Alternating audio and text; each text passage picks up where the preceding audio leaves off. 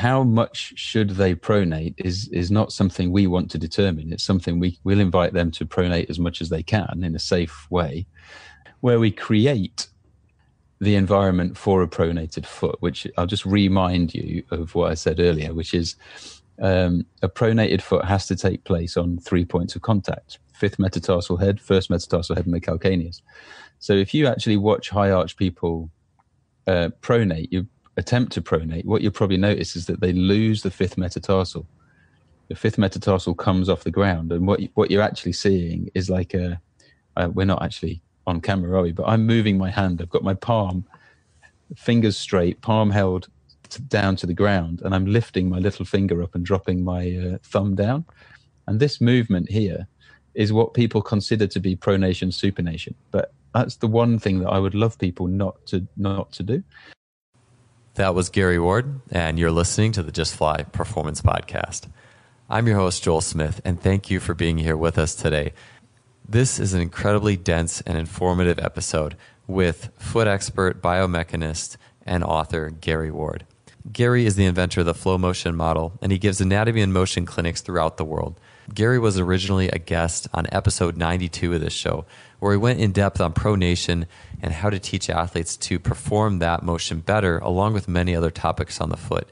He's been a mentor to other guests on the show, such as Helen Hall and David Gray, and he is a guy who can look well outside the box when determining just how we tick as human beings and how different joint motions and actions all relate to each other. Before we get too far, I do want to lay down a couple quick definitions, that just being pronation and supination. If you haven't listened to some of the other episodes on the foot, in this podcast, in this series, just know in the simplest of terms, pronation is the unlocking of the foot, the yielding of the foot and the bones of the foot with gravity to flatten the three arches. So it's the loading portion of gait. Supination is the opposite. It's the locking of the foot, and it represents the unloading portion of gait. And if athletes can't pronate or load the foot properly, we can have some problems. That's exactly why I have Gary on. Gary is brilliant when it comes to this stuff. The human body and the foot is incredibly complex in nature. And so I enjoy talking to people who have a mind for looking at things and seeing things that most of us miss, including myself. That's why I have these experts on. And so for today's episode, Gary is going to get into some real, I would call them hot button or highly debated or just plain difficult points that we see with athletes. The two main things we're going to get into are athletes who have their feet turned out, so like that duck foot presentation. Is it bad? Is it dysfunctional? What is it trying to tell us? Do we try to fix it? Do we try to fix it by steering people's feet in? Do we try to fix it? And again, a fix is a loose term, or are there different ways that we would approach someone with this presentation? We're also going to get into athletes who have high arches. And this is a big thing. I think if you work with a team of land-based athletes, you're going to have athletes who have high arches. And there's some common presentations in those athletes, and Gary goes into ways that we can help those athletes get better pronation and better foot action. And by the way, dorsiflexion and ankle range of motion is all tied in with this stuff. And so if you are still a person, and I've been in this place too, but if you're still a person that thinks that just doing like knee touches against the wall and just your basic stretches of the lower leg is going to give you optimal results, it's really helpful to go that layer deeper and look at joint actions in the foot, pronation, supination, what it means, and how it can help our athletes. So along with these two big topics, we're going to get into some other subtopics, such as what does dysfunction really mean? What does an athlete center mean, or finding center? And we're also going to touch on another really applied area, which is single leg stance. And single leg stance has been something I've been into heavily, not only under the impact of an influence of Dr. Tommy John, but also just Gary Ward's work. And by the way, this work and a lot of these things that Gary's going to talk about today, Gary Ward's wedge system is something that I've used to basically completely eliminate my own Achilles tendonitis or tendinosis issues. Getting the foot and the bones of the foot to work correctly is absolutely key to being the best performer you can be. It is a complex structure. That's why we have Gary, and I'm excited to bring this show to you. So with that being said, let's get on to it. Episode 192 with Gary Ward. Gary, welcome back to the show. Thanks for being on here today. Thanks so much, Joel. It's good to be back. I can't believe how long it's been, actually. Yeah, sometimes I forget. Because we were just talking. It's like how long ago was this? I had to look at like this little Skype backlog, and it was to see exactly how long ago. Somewhere in 2018. But yeah, it's really good to have you back. Thanks, mate. Yeah. So I mean, and in that time, I'm sure. I mean, I've thought and reflected, and just so many topics on the foot have come up on my end. So I was like, man, I got to get Gary back, and there's all these answers I need for all these things. And so I'm really excited to ask you this stuff today. And the first question I had is just the idea of the alignment or direction of the feet, and particularly when the feet point outwards. And the question is when is that a problem potentially for athletes with feet like pointing out? Yeah. Okay. Is it a problem? So I think I'm going to start with just this initial idea that I never really view anything as a problem. For me, it's just got to be giving us information. And so the question is probably, what information is that giving us? And if we take that information and we can understand it in a way that it explains what's happening in their body, then we can then decide later if it's something we need to adjust or work with, if that makes sense.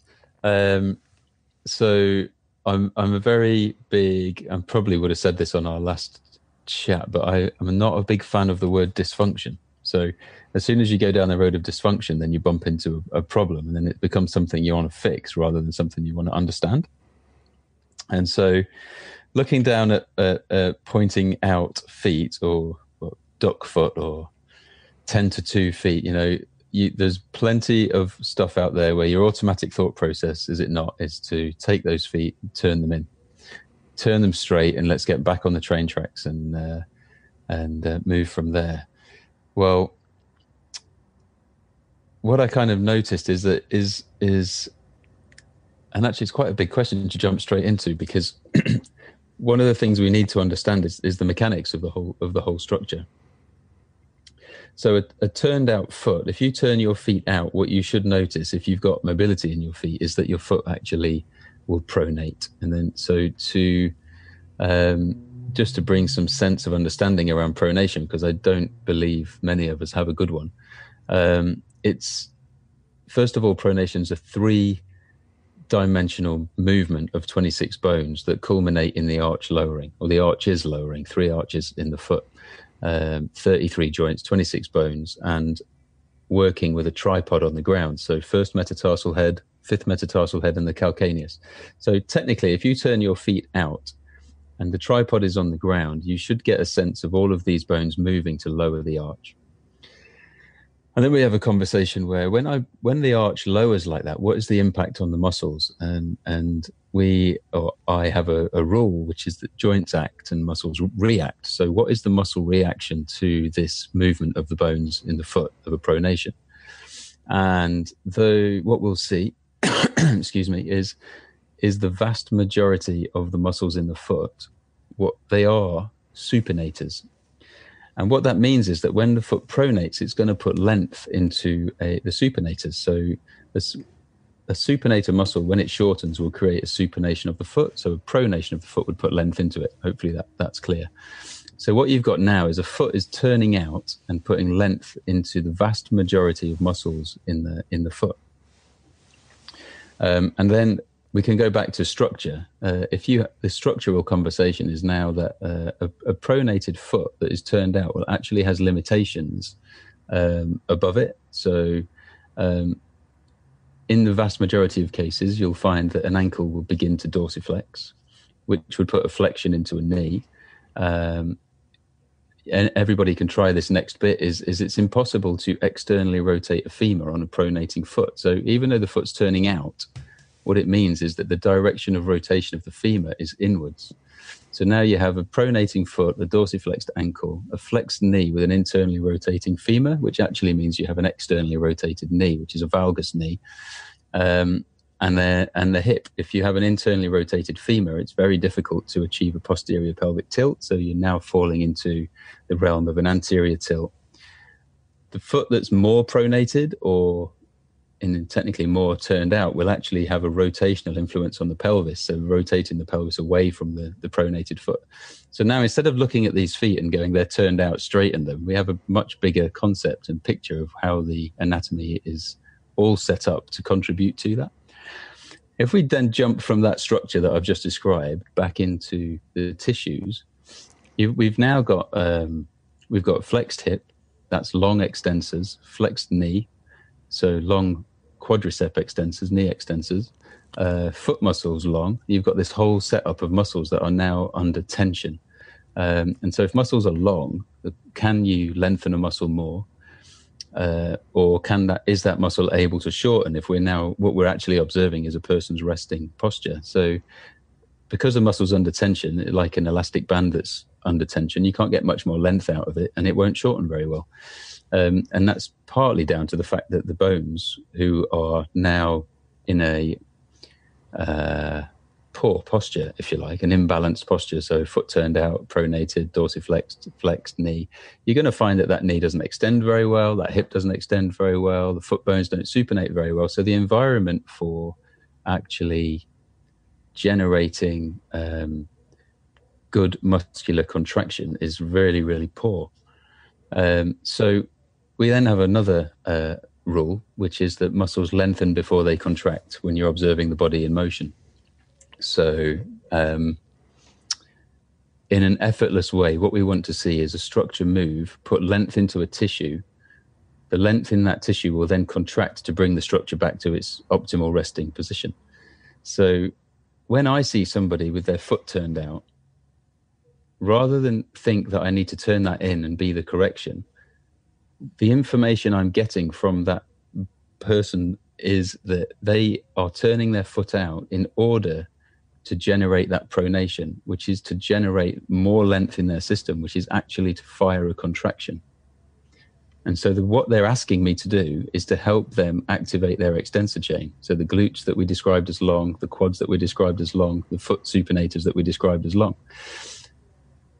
If I just turn that person's foot in and do not educate the bones to move, then what you're actually going to do, because they're not going to change their ability to dorsiflex. They stay dorsiflexed. You're not going to change their ability to extend the knee, so they stay flexed. And you're not going to change their ability to externally rotate the femur, so they go more internal, which is going to increase their anterior tilt and move their discomfort from wherever it was to wherever it's going to be. So now you're actually putting more pressure on the back, more pressure on the hip joints. So while it might be an immediate fix, something hurts when my feet are turned out, but when I turn them in, it goes away. And I walk in a new pattern, locking my feet forward, minimizing further movement. And then the next thing you know is 3 months later, a new pain is arising in the system because you haven't actually taught the system how to do what it needs to do. And so what we would do is honor the fact that you've got turned out feet and take that information, which is to improve your ability to pronate, improve your ability to flex your ankles, improve your ability to flex your knee, flex your hip, etc., all in a nice sequence that enables the extensor chain to load, finally actually get some activation.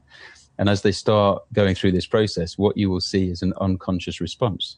So the unconscious response is, I no longer need to turn my feet out anymore because I'm getting the feedback I was asking for. So they'll start to turn their feet in, which is very different from me saying, turn your feet in, to them going, I will turn my own feet in because I no longer need it. And it's happening unconsciously and under the radar, which is something that's always kind of been exciting for me, to be able to see unconscious change where,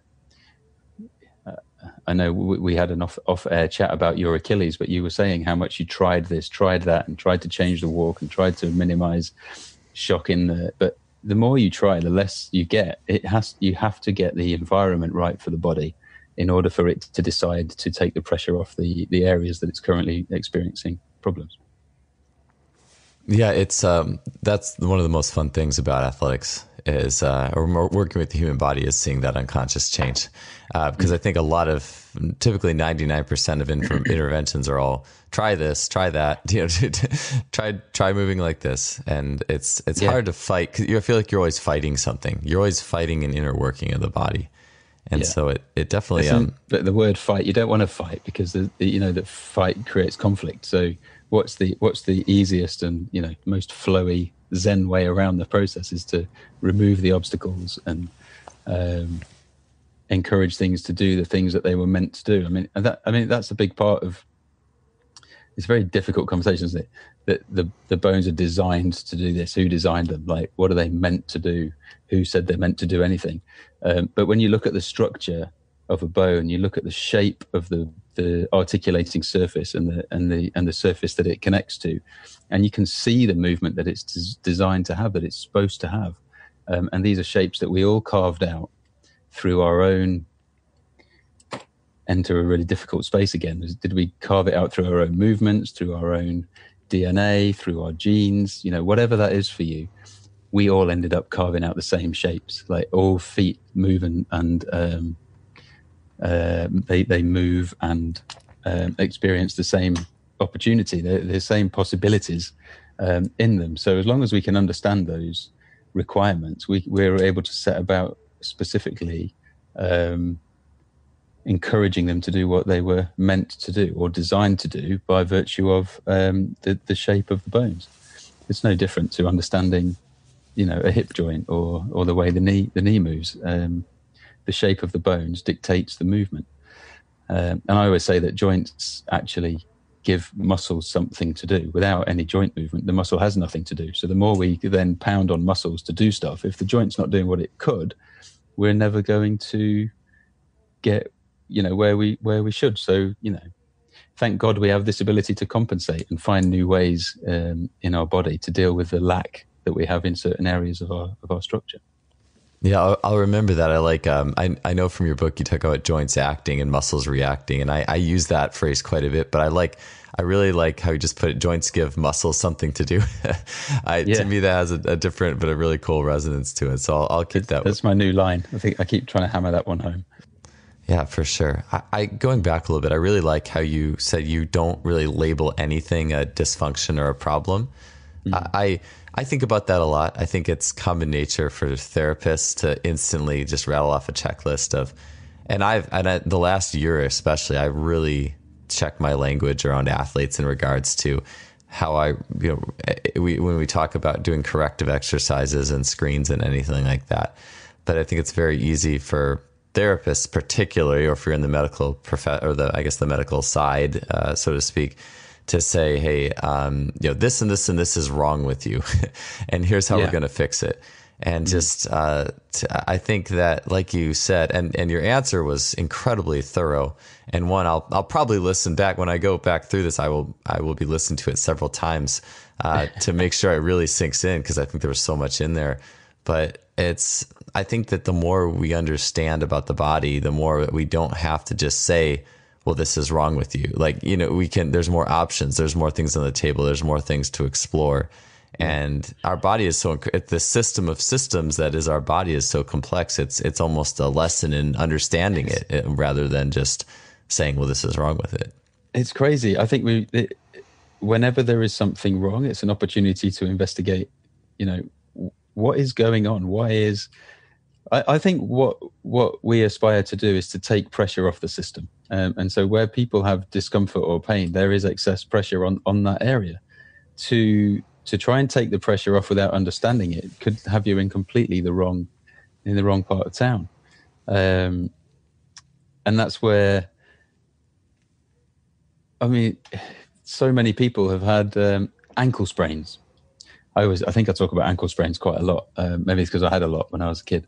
But you have an ankle sprain, and that will go unchecked for years, because what you'll have done is you'll have iced it, you'll have kept the weight off it, and then you will have maybe strapped it, and then you start to get your band out or write your name in the air with you pointing your toes.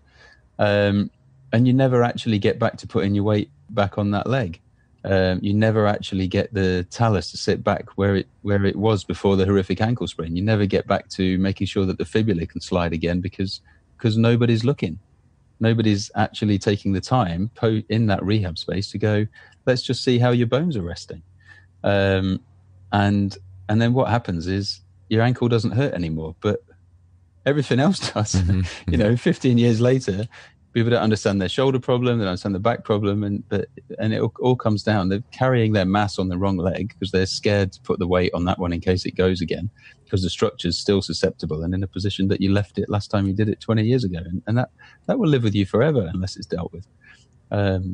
Probably one of my favorite things to do, actually, is to work with ankle sprains, and just the confidence that somebody can get when they put their weight back on it, when they recognize that there's movement there again, that they can, and you can explore that. It's a huge thing to take pressure off the rest of the system, and it can have far-reaching effects. And what's really wonderful is when you do it with somebody who's been and had the shoulder rehab and had the back rehab, but they keep the problem. They're not sure where to go, and you come and you just fiddle with their ankle sprain, and then that stuff starts to lighten up. That's when you know you're really in the right spot.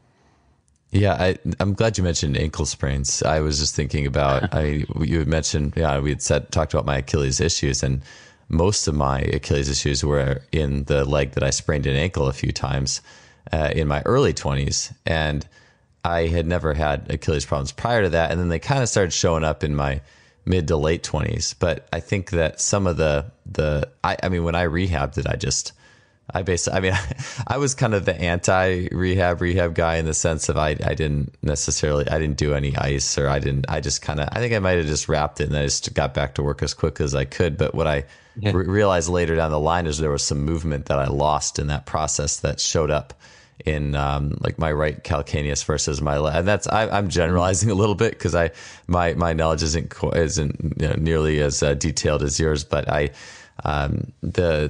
just knew my right bones and my right heel in that area weren't moving as well, and that's what your wedges definitely helped me out with tremendously. But it was like, man, if I could have just done this right away, well, I never would have had these Achilles issues all throughout my 20s, or at least would have drastically minimized them. And so, but it's funny to me how we just go to a muscle. If you sprain something, we just go to a muscle perspective, do these TheraBand exercises and ice and do whatever. But there's nothing in the bones of the foot. You're doing those in the open chain as well. They're happening with you sat on the couch, pointing your toe, and writing your name is, and you might dorsiflex it and you might plantarflex it, point it and pull the toes up. But if you really, really interrogate that movement, that's your talocrural joint that's moving. There are still 33 joints below that are not doing anything until you actually put the structure on the ground. Now, obviously, putting it on the ground when it's sore is not necessarily the first step unless you're capable.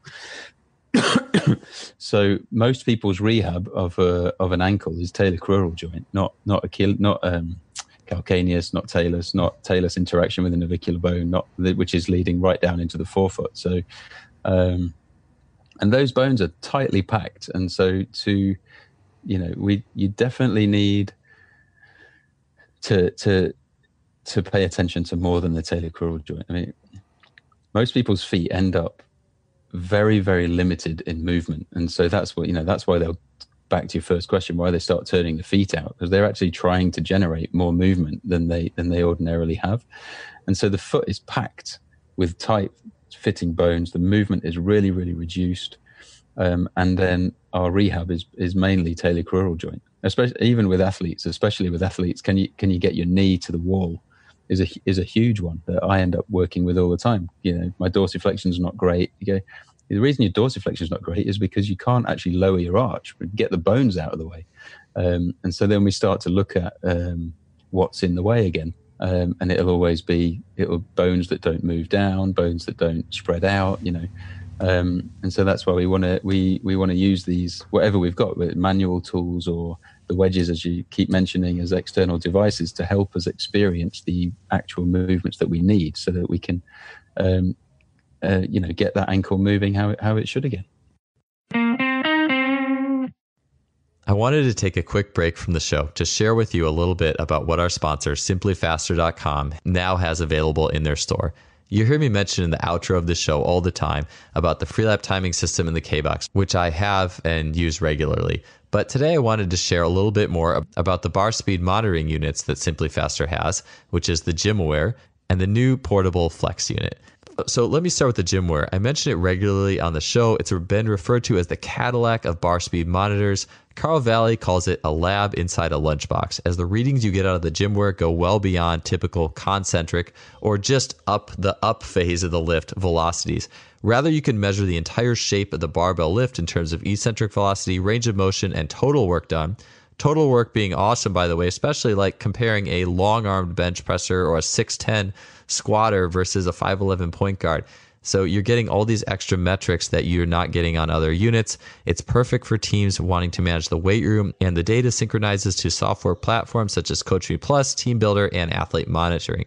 So new to the store is the Flex, which is the ultra portable and lower price travel version of the coach's favorite GymAware. So just like the GymAware, the Flex measures the shape of each rep, range of motion, total work done, eccentric dynamics. So for this and the GymAware, this is the advantage that a force plate would have over just knowing how high you jumped. You're getting many other metrics and information that go into this unit of work. Compared to similar portable bar speed monitors, this unit gets the entire rep rather than a fraction. So you have here two awesome tools. And if you're interested in upping your game in the velocity-based training and bar speed world, I would definitely recommend heading to the store at simplyfaster.com and checking into these two units. All right, let's get back to the show. Yeah. So speaking of the dorsiflexion range and people who have bones in the way, I think that's a really common thing. You don't have dorsiflexion range. Well, let's do some more stretches or mobilizations. Right. But so ever since I've been encountered your work and just gotten more along the lines of holistic lines of thinking with all these things. Athletes with high arches. So I'm very much into pronation, but I wonder sometimes you have an athlete with a high arch, or you have people with high arches and low arches. And I have children, and I'm starting to watch them go from flat feet to watching their arches form, which is cool. But how much? So some of the very high arch, how much can we really expect them to flatten that? Like I mean, obviously we're not going to all get to the same shape of foot over time. Like with the higher arch, what are some things that we should be looking for to happen and not to happen in the process of pronating correctly? Yeah. Okay. So, there's a bunch of things there. The first thing is, we have a concept which is called finding center. And that's the unconscious part where we'll put movement in, and you're inviting the person to find their center, which is their version of neutral, which is their interpretation of where the most optimal space to be for them is now, if that makes sense. And so when you take a person with a high arched foot and you take some history, it's difficult to know, have you always had high arched feet? Did they become high arched after a certain incident? Do you have like neurological high arches, or are you just, is it, you know where I'm going. We're just trying to get information. How much should they pronate is not something we want to determine. It's something we'll invite them to pronate as much as they can in a safe way, where we where we create the environment for a pronated foot, which I'll just remind you of what I said earlier, which is a pronated foot has to take place on 3 points of contact: fifth metatarsal head, first metatarsal head, and the calcaneus. So if you actually watch high arch people pronate, you attempt to pronate, what you'll probably notice is that they lose the fifth metatarsal. The fifth metatarsal comes off the ground, and what you're actually seeing is like we're not actually on camera, are we? But I'm moving my hand. I've got my palm, fingers straight, palm held down to the ground, and I'm lifting my little finger up and dropping my thumb down. And this movement here is what people consider to be pronation, supination. But that's the one thing that I would love people not to do. So if I've got a high arch foot and I bend my knee and I try and help and force, if you like, my arch down, we never really want anyone to force anything because it wants to be effortless and unconscious. But when they do that movement, what you'll notice is that they lose the whole of the lateral border. And at that point, you can happily say to yourself, that foot's not pronating, because the conditions for what a pronation is not accurate. And so you're far better to create an environment where that little toe is going to stay on the ground. The first toe is going to stay on the ground, and we're going to get a tiny little bit of movement. It might look nothing like the movement you had before, but it's a more real movement because the conditions of pronation are being set. Does that make sense? Yes, and the idea too to pronate, basically all the met heads need to be on the ground too. That's important. Yeah. Okay. Yeah, all the met heads, but we'll talk about first and fifth in particular because they're the wide ones. Yeah. And the brain will always find a tripod. That's another cool thing about the foot. So if you can't get weight on your first metatarsal head, it will move it. You'll have the weight in the second, and if you can't have it on the fifth, then you'll have it on the fourth. And if you're one of those people who just reach down and have a feel for hard skin and it's under the second and the third metatarsal head, that is probably where your tripod is. Second metatarsal head, third metatarsal head, and your calcaneus. So now we've got to create an environment where we can bring those other 5 down before we can even think about pronating that foot. And incidentally, that's where these wedges become super powerful because instead of forcing those met heads down to the ground, which is and I don't want to call anyone out, but you'll see people forcing metatarsal heads to the ground, like maybe in a yoga class or and I get it. It makes sense because if you force them down, you can apply pressure that'll lift the arch up. But we don't want the arch to come up. We want the arch to go down. So we'll place the wedges to meet the floating metatarsal head bones, if you like, which gives them a cushion. So the brain gets an experience of them being grounded. And once they're grounded and they start bending their knee, you have to see it to believe it, but you actually see the foot change its movement just by virtue of having them on the ground because you've created the conditions for pronation. So I think that's with a high arch foot. The first thing is can you create good conditions for the pronation? Obviously, the higher the arch, the stiffer the bones, and the more contracted the tissue potentially under the foot. So, question 2 is what do the bones need to do? And that comes out of you build on those conditions of pronation by recognizing that in order for the arch to fall down, I need certain articulations to take place between the forefoot and the rear foot. And also you need to take into consideration the resting posture. So here's the thing, could be a bit of a curveball, but I have countless times over the years I've been met with, I've got a high arch supinated foot. And I go, we better check just to see if you have, because I don't really see many that often. And one of the key things about movement in the foot is that there is opposition between the rear foot structures and the forefoot structures. When the opposition is not present, then the forefoot and the rear foot are moving in the same direction at the same time, thereby eliminating movement in the bones. It's like putting your knuckles together with both the back of the hands facing the ceiling and moving them both in the same direction. There's no articulation between the structure. So if I keep one still and move one, I get more movement. And that's what we want to see happening in a foot on a very base level. And so what I see when these people say, oh, I've got a super high arched foot, I'm looking for a supinated foot, me. And then you pull them out and you take a quick assessment, and the talus and the calcaneus are actually in an everted position. So eversion is creating a direction of pronation with a huge oppositional inversion of the forefoot and plantarflexion of the metatarsal. So what you see is this super high arch, but a foot that is trying to pronate in the rear foot and supinate in the forefoot to compensate. And ultimately, it's like pressing the accelerator and the brake at the same time. So there's no movement again. You end up in a structure that is fighting and can't move. And so we call it rigid. I've got a rigid supinated foot. It's not rigid. It is rigid. It's rigid by virtue of trying to press the accelerator and the brake at the same time, which means you go in nowhere, so no movement. And it's not a supinated foot because the conditions of a supinated foot haven't been met, which would be to have an inverted rear foot, an externally rotated rear foot, and the tripod on the ground.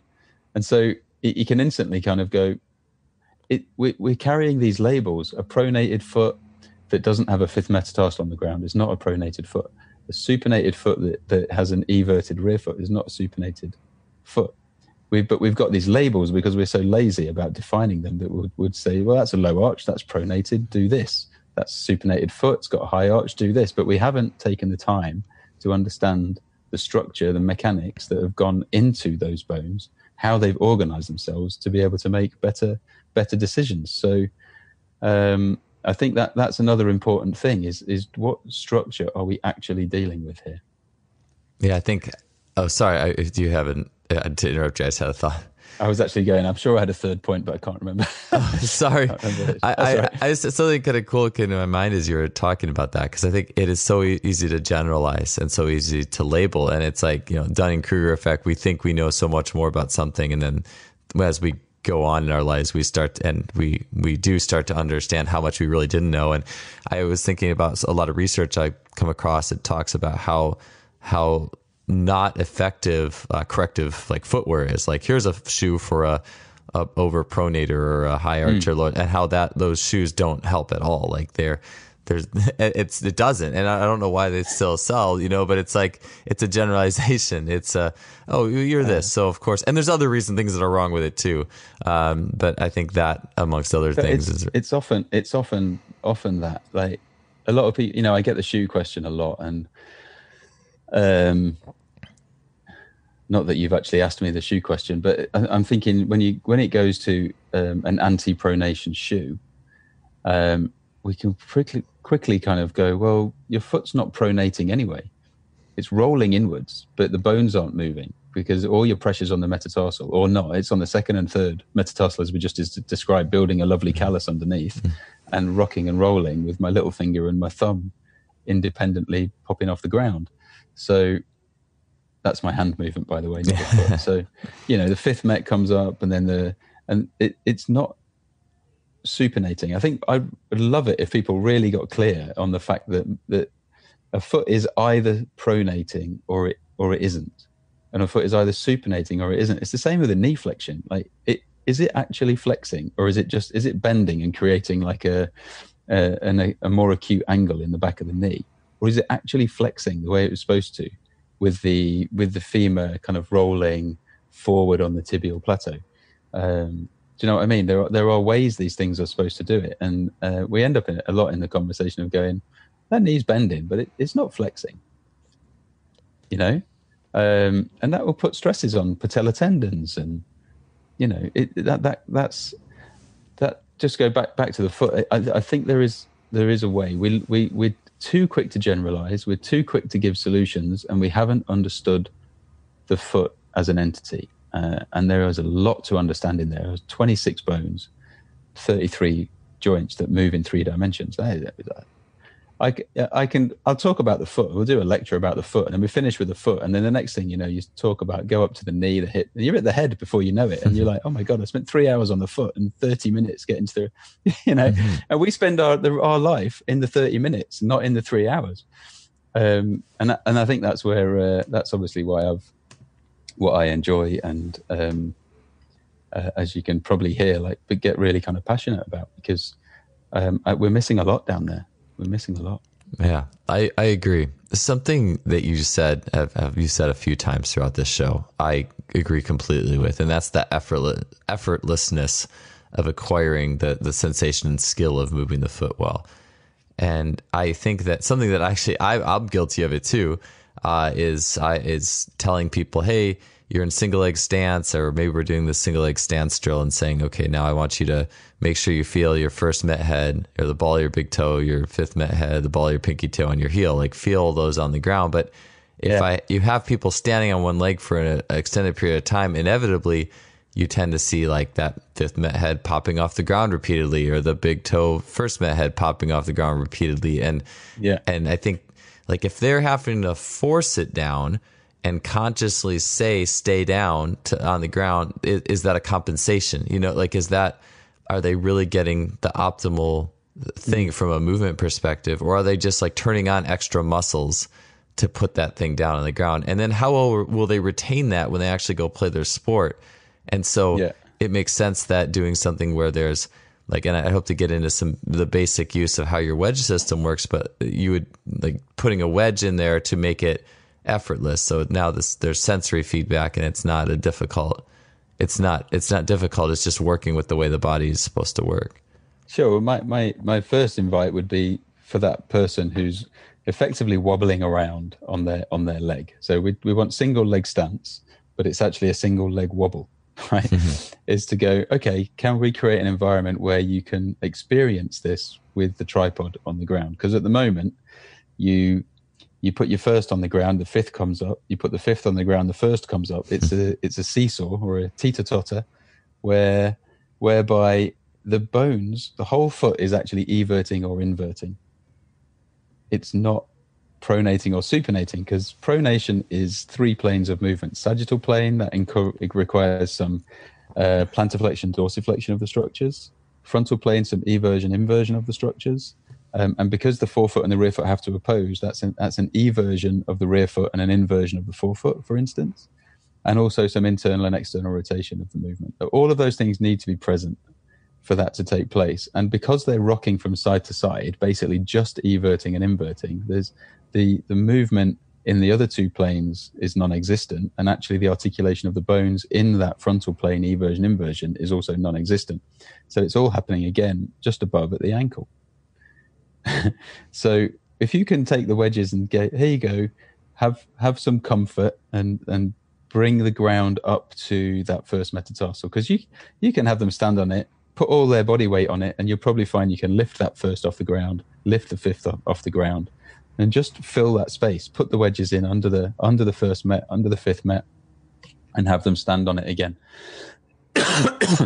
What they won't be doing now is rocking in the fifth and first. So they've got to find a new strategy now, and that new strategy invariably is, oh, how do I move with these points of contact on the ground, which is getting you back to a place of normal movement.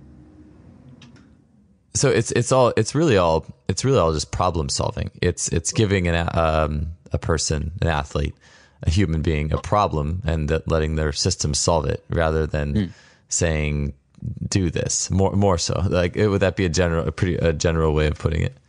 Yeah, it's a nice way. They have to find their own center. They need to experience their own movement.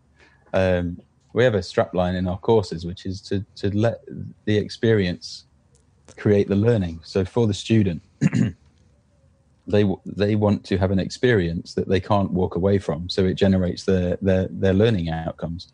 There's no point just listening to this stuff. I know people are listening to this stuff and hopefully taking stuff from it. But my point is that if you actually see it and experience it, one, in your body, and see it in other people, you're having this, you have this stronger outcome. And so with people who come into, I can't remember specifically the language you just used, but creating an opportunity for them to move in a more appropriate way, which is determined by those bone structures I talked about earlier, is going to be a far greater outcome than trying to balance or trying to be, have both of those metatarsals on the ground, when actually it's something that their nervous system has no clue about.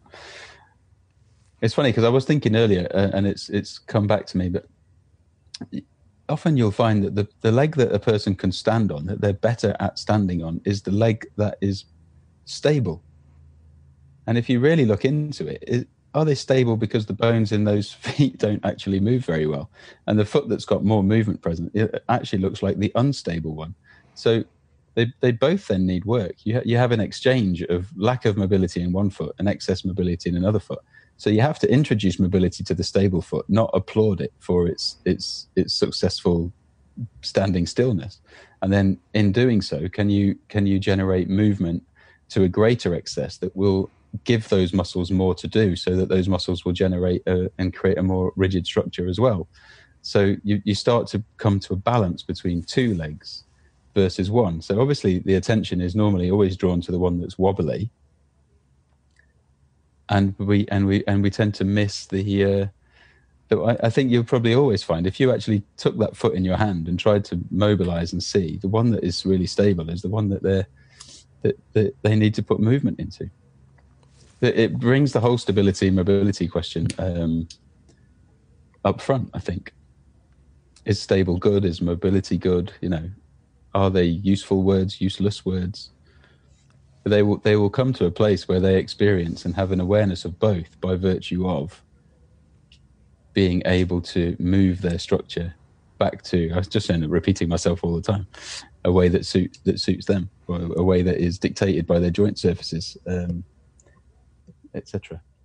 Yeah, I think it's important to think about, because I think stability, at least in the sports performance strength and conditioning realm, and probably a lot of human performance realms, seems to be it's one of the most used words that you're going to hear. Are you stable? And are you stable?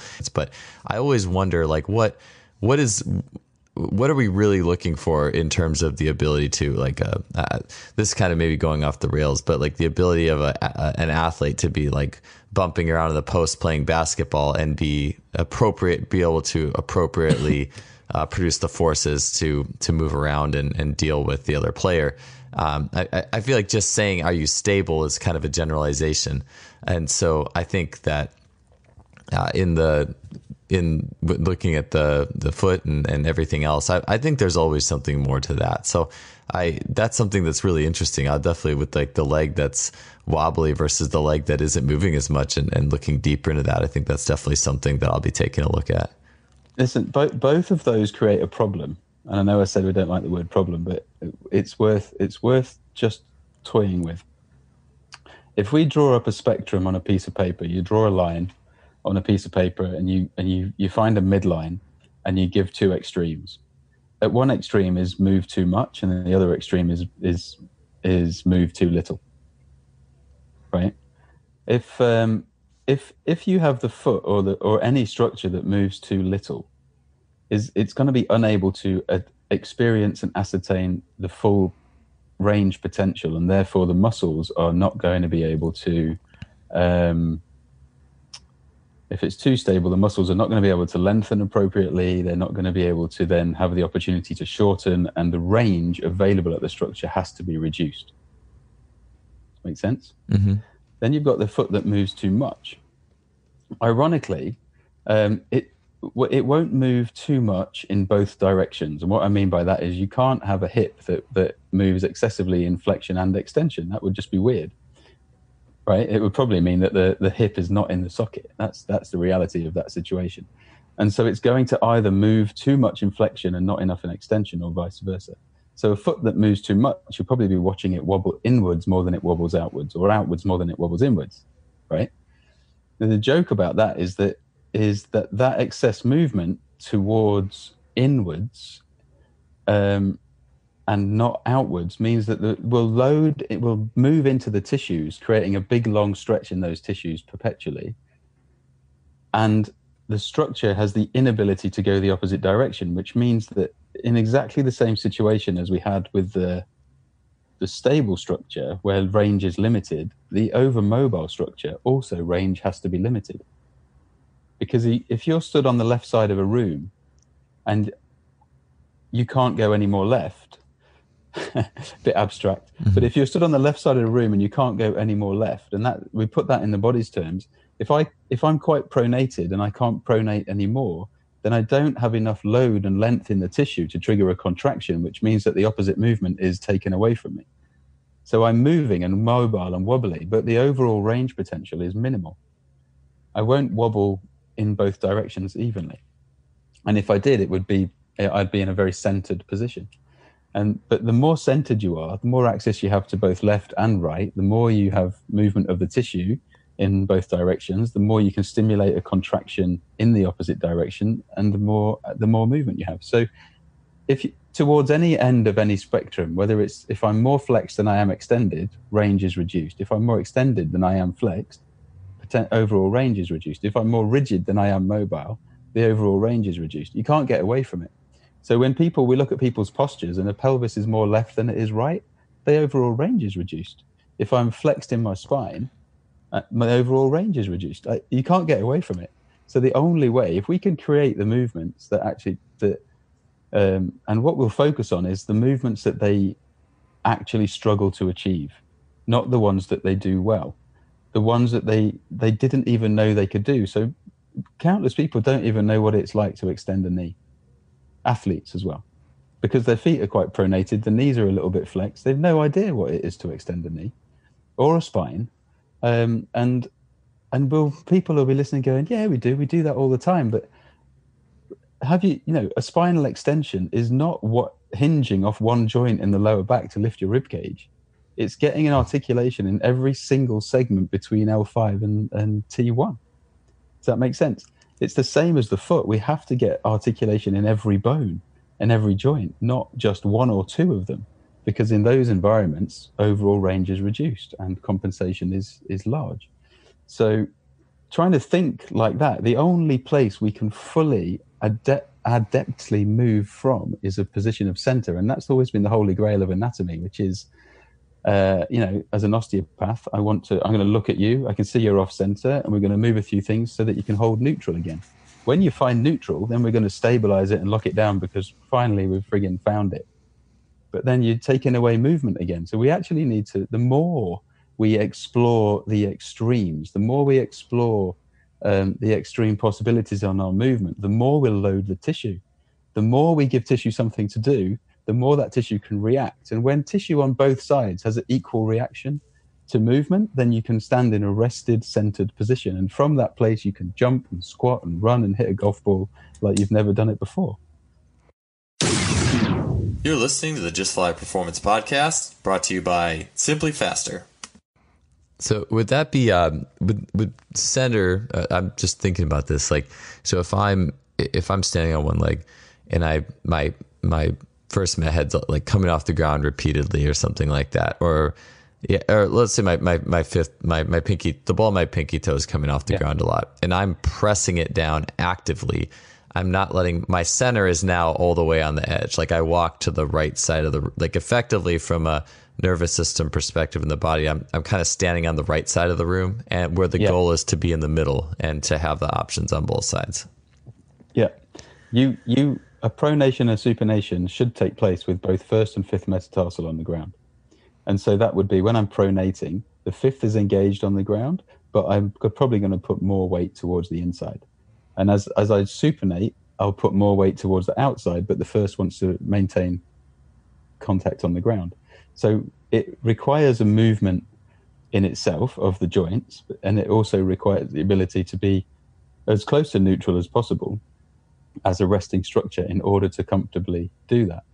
So I call neutral the holy grail. Like if you ever find it, good luck to you. But most people are so far away from it that the more we can create movement in their system, they'll move towards it and find their own version of it that is determined by them, their structure, their history, their habits, their repetitive movement patterns, their life, their birth, whatever. But when you take all that into consideration, I can't physically know what that is for you as a person. So I'm just going to invite you to find your own. And we'll do that through exploring movement, making sure that your spine extends at each segment, laterally flexes at each segment, flexes at each segment, rotates through each segment, that the rotation is going to connect to the scapula and on both sides, that the neck will get the oppositional experience, your pelvis can move and feed into the thigh, which bends the knee, which gets the feet. And I know it seems like a huge, big outreach, but hopefully it makes sense. You can't move one structure without moving them all. So people, by putting improved movement into the areas that they didn't know about, areas that they just are blind spots in their movement, they'll naturally find that they can share both sides of the room, whether it's first met, fifth met, or left lateral flexion, right lateral flexion. And then in that environment, they begin to be able to explore their own center and rest in a more peaceful place, take length tensions away from in certain muscles, give integrity back to other muscles, and experience joint movement as it's supposed to be. I think that's a good prelude for the question of pronation and overpronation. So I think, yeah, and that could be a whole show. But I mean, on some level, I think it does take a little bit of an eye for it. Like at least start watching athletes and have some basic idea. But what is the line? Like how can I, I mean, can you definitively say, I mean, I guess we don't want to say you're dysfunctional, right? But like, is there a definitive point where it's like, yes, now you're overpronating, or I'm trying to come back to the language to use there, but you know what I'm saying? Like what? Yeah. You're going to get a Gary Ward response. Yeah. Okay. Which is actually, what if there's no such thing as overpronation? All right. There's just pronation, and you can either do it or you can't. If I can do it, I'll do it with the conditions for pronation set, with a tripod on the ground and all the bone structures moving. What we'll call overpronation is when an arch is excessively close to the ground or there's loads of movement. But if you assess that movement, what you'll find is that the tripod has been lost. And therefore we've moved into a whole foot everting rather than a foot pronating. And so we can say that, you could probably say that an overpronating foot is an everting foot. And so what we need to do is we need to make sure that there is opposition between the forefoot and the rear foot in all three dimensions: plantar flexion, dorsiflexion, rotation, internal, external, and eversion, inversion, taking place at the appropriate structures in the foot, so that it can begin to pronate and supinate again. So it's like, I've got 3 points of contact. I'll pronate as far as I can. And you can test this, because if you actually deliberately take your knee way inside your big toe when you do a lunge, you'll just see the whole of the outside of the foot pick up. That you've gone too far. But if someone's doing that in normal life, walking into a clinic, you go, that's overpronating. Until you change your mind and go, that's not overpronating. You just can't keep your fifth metatarsal on the ground. So what if we brought the knee in a little bit, created an environment where you can experience movement with 3 points of contact, get those bones all moving in the way they're supposed to, and then see what happens. So I don't think it's about where is over and where is under. It's like, are you pronating or are you not? And if you think it's overpronating, it's probably not pronating. That's my Gary Ward answer. Yeah, that's a good way of putting it. I mean, I like just the idea of it. I think it makes it simpler just to say, are the metatarsal head, or are the tripod on the ground, or not, and when this action is happening. But here's one for everyone who's listening: if you stand up, put your feet hip width apart, hip width apart, narrower than you think, probably, guys. And then what I want you to do is just rotate your whole body to the right. And as you rotate your whole body to your right, do you feel your first metatarsal head lift off the ground? Because if it does, and the pressure's now going towards the outside of the foot, what's happened is your foot is not supinating. It's inverting. The foot's done this. The big toe and the inside of the calcaneus has come up. So that's what I mean by an inversion. If you look at the left foot, and the little toe has come off the ground, that foot is everting. Now you can go, wow, shit, I can't actually pronate or supinate my left foot or my right foot. So we'll rotate the other way, rotate to the left, and check, does your big toe stay on the ground? This is a self-assessment. If your big toe, when you rotate left, if you can feel that big toe flying off, and I'm not talking about trying to force it down, because if you do force it down, this is a lovely kind of segue from what we've been talking about with the force, but if you force it down, you'll notice you can't rotate left anymore. What we want is, when you rotate left, is that metatarsal just hugs the ground and creates an arch. If it doesn't, you don't have the ability to supinate your foot. And it's not going to happen unconsciously. It's not going to happen when you're walking, and it's not going to happen when you're running. So we need to do something about that.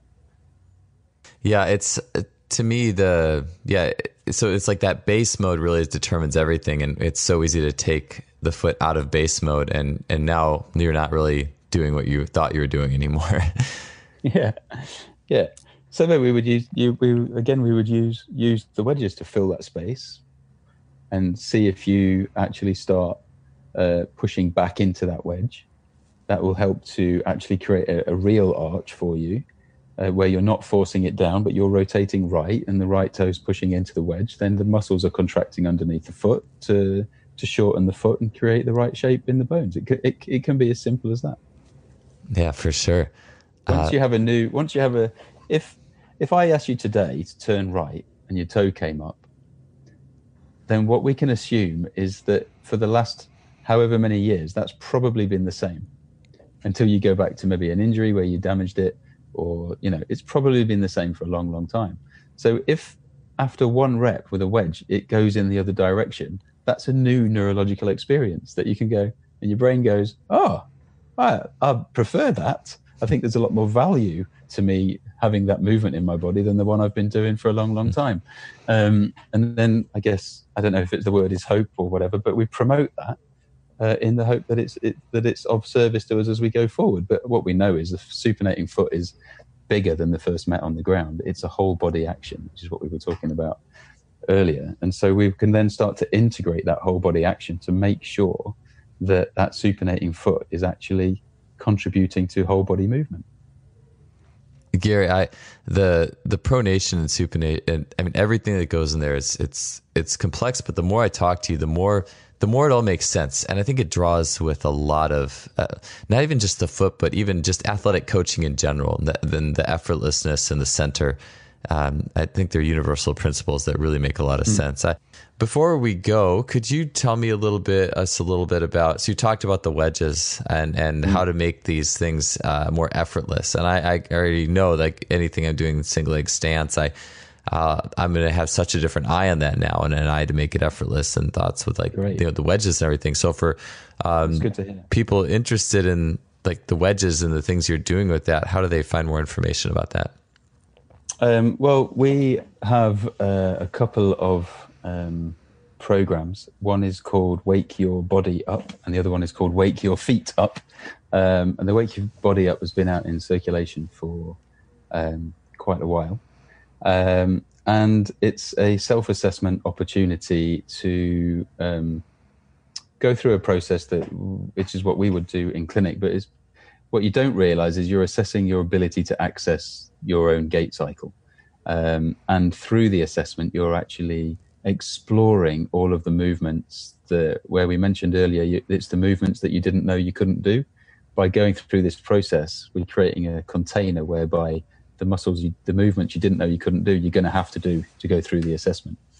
So automatically you start reintroducing new movement into your body by going through this process. It's quite long. It goes through an assessment into a physical movement, an invitation to get these movements moving, and then nice integrated movement patterns for whole body exploration. And the second part at the moment is the Wake Your Feet Up package, which comes with a set of wedges. So we'll be going through a lot of what we talked about today, an assessment of how your foot moves. So you'll be assessing your tripod, you'll be assessing your ability to generate the appropriate foot shapes. And then also we're going to be introducing you to how you can use these wedges to make the movements that you're struggling with in the foot to actually happen. Use the wedges to give yourself a tripod, use them, and then just explore movement in a brand new way on the foot, which is teaching you to both pronate and supinate with a tripod on the ground so that you can feed up into the knee and up into the hip, and then up into the area where Wake Your Body Up is actually focusing on. So the two together should create a really powerful opportunity for you to assess your whole body and reintroduce movement in a new way. So no more trying, no more pushing met heads down, no more scrunching towels, but just exploring movement through your joints and inspiring your muscles to have something to do.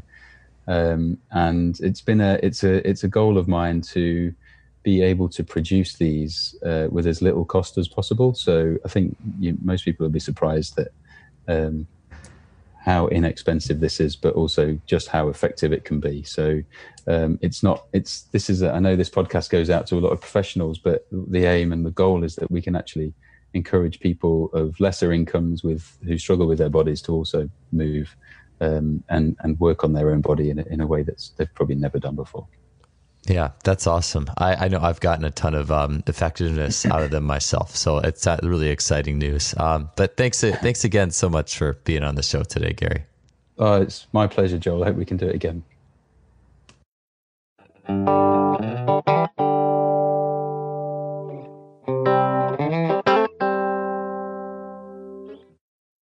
All right, thanks for tuning in, guys. Again, that was a dense episode, and in the editing process where I went through it more than once, I learned, it's like every time I listened to something, I just picked up so much more. Gary's knowledge is vast, and I hope you guys got as much out of that as I did. and that you also just have a newfound appreciation for the bones of the foot, the movement of the foot, and how important it is that the human body can move in general. So if you enjoyed the show, if you enjoy what we're doing, don't hesitate to leave us a rating or review on iTunes, Stitcher, whatever you listen to. We would really appreciate it. And we can't thank you guys enough for listening to this series. Lastly, don't forget to visit our sponsor, simplyfaster.com, suppliers of high-end training technology. We appreciate them as a sponsor, so be sure to support them and check out what they are doing. All right, that does it for this week. We'll see you next week with another great guest.